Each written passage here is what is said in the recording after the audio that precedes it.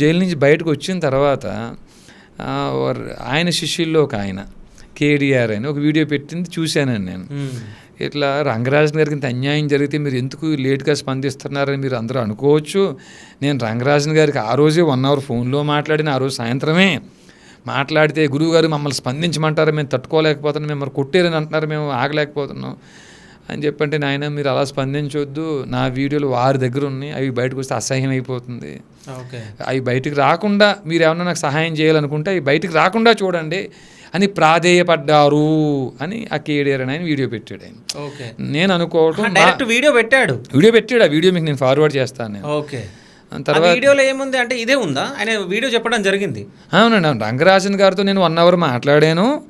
రంగరాజన్ గారు మీరు మాకు ఏమి కొత్తగా చేసి పెంట ఏం పెట్టొద్దు, ఆ వీడియోలు నా వీడియోలు వారి దగ్గర ఉన్నాయి, అవి బయటకు వస్తే తలెత్తుకోలేను, నేను అసహ్యం అయిపోతాను, కాబట్టి అవి బయటికి రాకుండా చూడండి నాయన అని ఆయన అన్నారు. కాబట్టి మేము స్పందించలేకపోయాం అని వీడియో పెట్టాడండి ఆయన.